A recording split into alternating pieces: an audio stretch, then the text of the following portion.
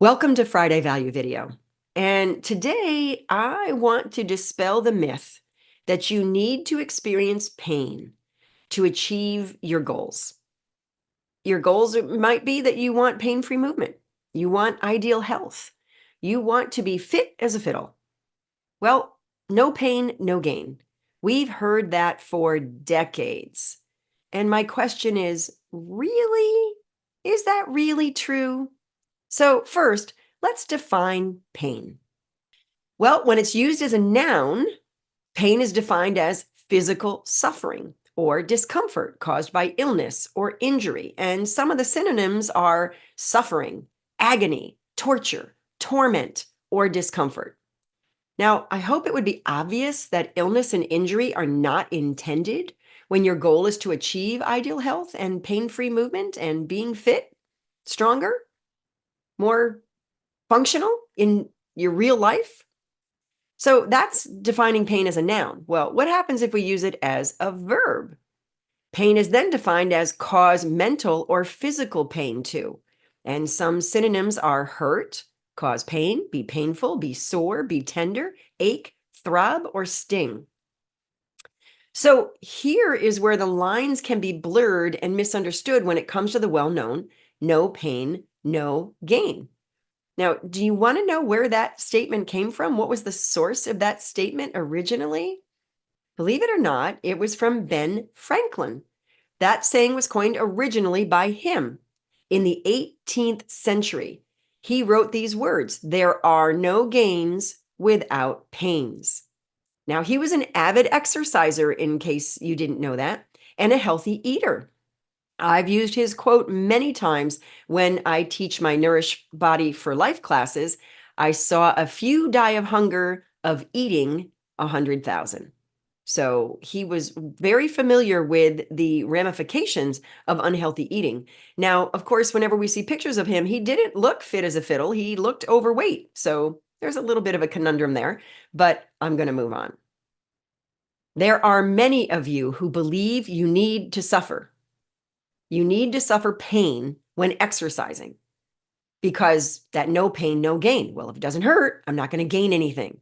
So you end up injuring yourself. There are many of you who believe that good things to do need to hurt in order to work. Now, this would lead you to either hurting yourself or the opposite, choosing not to do something because you don't want to feel pain. Most of us want to stay in our comfort zone. We don't want to get outside our comfort zone and feel any pain. Well, I'm here to tell you that pain does not need to coincide with success. So let me clarify just a little bit here. There are two areas that really need to be addressed in a much different way than what is relatively pronounced in the mainstream understanding of things. If you're nourishing your body the right way, you will rarely feel discomfort from exercise. Now, you may feel soreness when using muscles you haven't used in a while or increasing the effort that you put out, but that soreness will be quite minor and very temporary if you're eating the right way. I teach how food can promote pain or fight pain. Knowing which ones do what can be paramount to your comfort levels and your success.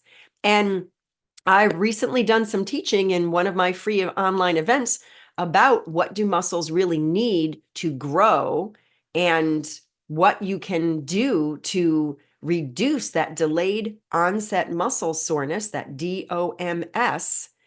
And believe it or not, it's healthy, complex carbohydrates like potatoes, brown rice, lentils, beans, those kind of things. Believe it or not, those work to reduce the muscle soreness you can experience after exercise, which usually happens about within a 24-hour period and lasts for a day or two, depending on how much you worked out. But there's never to be pain when you're doing the actual workout. If you have pain during a workout, there's something going on biomechanically. There's a way to train your body and develop that functional core strength that everybody wants without creating pain or injury. It actually helps to protect you from injury, both in life, in sports, in everything you do. You may even see pain eliminated when you train that way. It's called Move Without Pain, and I've been teaching it now for quite some time, and it's available online.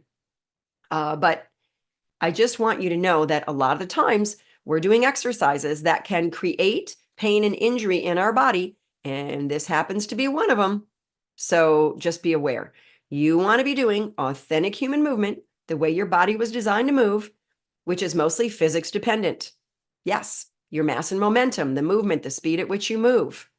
Gravity. Gravity wants to pull us down. Gravity is mostly the biggest impact on how you walk, believe it or not, in a healthy way.